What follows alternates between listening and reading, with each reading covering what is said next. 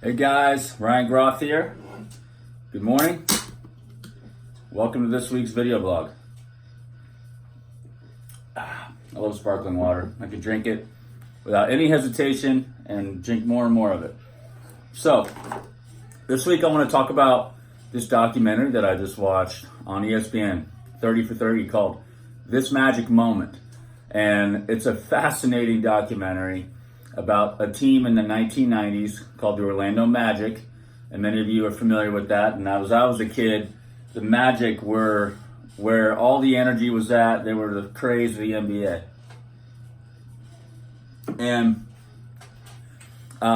looking back, as I was a young child, I didn't really remember all the details. And now being able to see, in a documentary, why there was a rise and the fall of the Magic was very fascinating, and how that can relate to business. So what I want to share with you is how to avoid the fall, but first off, how to create the rise of your organization, and some key takeaways that I thought were important from the documentary as to why I think the rise actually happened, and then why I think the fall happened.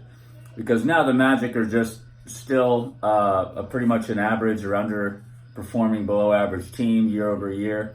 But there was a point where the Magic were destined to win title year after year, and they were going to be one of those iconic franchises and dynasties that everyone loves to support, like the Heat or the Lakers or the Bulls or the Celtics and or the Warriors.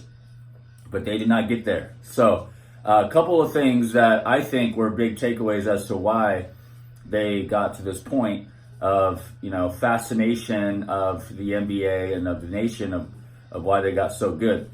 First off, they had a visionary marketer, general manager, and named Pat Williams. So Pat was a very enthusiastic, energetic guy who brought NBA to Orlando, Florida, which at that time in 1989 was pretty much just, you're looking at Disney World is about the only thing. And even today, Disney World is the main attraction, but at least it's a pretty large city. It's pretty huge in Florida compared, in the Tampa area and Miami, it's probably the third largest area from a population standpoint. And they got a visionary marketer, Pat Williams, and that was so enthusiastic, got everybody sold on it. And they said it was a miracle, the fact that they even got NBA there. And then they had an out-of-the-box way thinking to excite fans. So they got fans through their, mascots and celebrations, and their games were like, they said that, some of the commentators talked about the Boston Celtics and how it was like going to church there. It was so proper and everything was very organized. And then the Magic, it was just like completely out of the box. So that was something that got a rise going. Then they got the number one pick. And who was playing for Louisiana State was Shaquille O'Neal. And what they found was they not only had the pick, but they had to convince Shaq that they should stay in Orlando and not demand some kind of a trade to LA. So what happened was they resiliently recruited Shaquille O'Neal, a once-in-a-generation talent who changed everything for the Magic. I mean, Shaquille O'Neal changed it. That's what made the Magic. And so what happened was when they landed Shaquille O'Neal, they first off got super lucky. Secondly, they recruited him. And then the next year, they started building around him. And then, so Shaquille O'Neal had the Blue Chips movie. Penny Hardaway was in it. He was a Memphis State guy. He was an under-the-radar top prospect. And Shaquille O'Neal was playing with him in the Blue Chips movie, and he said every time he put his hand on, the ball was there. And so you had someone complimenting the big man. The big man was there, and they complimented the big man. And so they actually they drafted Chris Webber, traded him for Penny Hardaway to Golden State, plus 2 or 3 future first-round picks.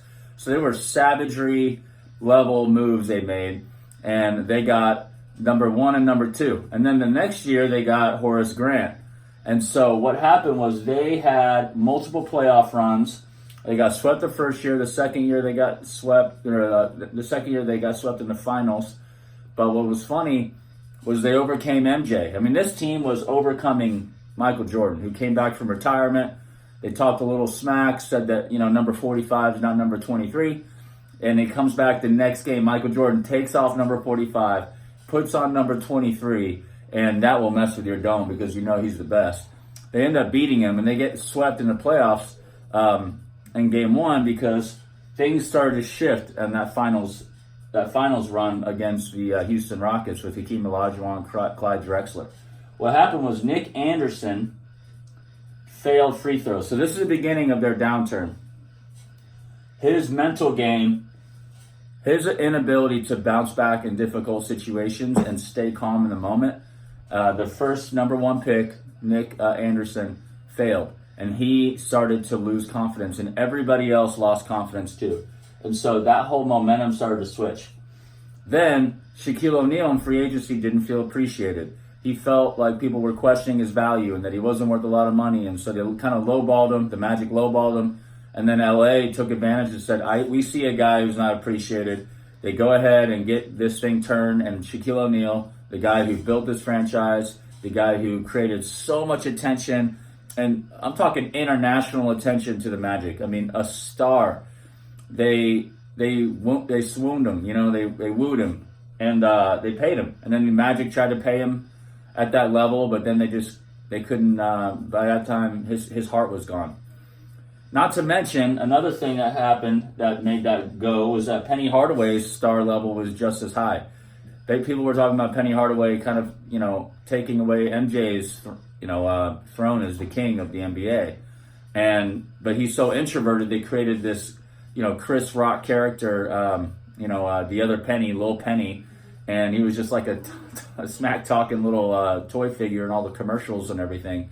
And they had Nike and Reebok, and it just kind of created this point of contention between Shaq and Penny because their egos got in the way, or Shaq's ego got in the way. And unfortunately, their egos collided and they couldn't work together. So, and then Shaq moves on, and then Penny gets hurt.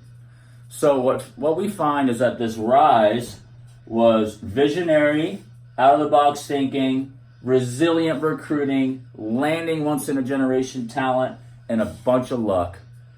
And then what made it go away was lack of mental toughness. The confidence of the team and the momentum was completely shot. Egos got in the way, and you didn't pay the man what he was worth, and you didn't capitalize on the only chance you had. And so you think about this in business.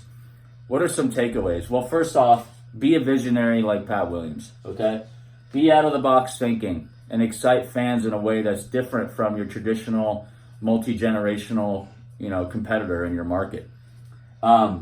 And be resilient in recruiting your Shaquille O'Neal level talent. There's guys out there, people out there who once they come into your team, everything changes. And it doesn't mean they have to be veterans. We're talking, out of high school, out of college kind of stuff. So you want to find those types of people who are going to rise and be a great star because those are the way teams are built. But then make sure you remember that people's mental toughness or lack thereof will affect the whole team.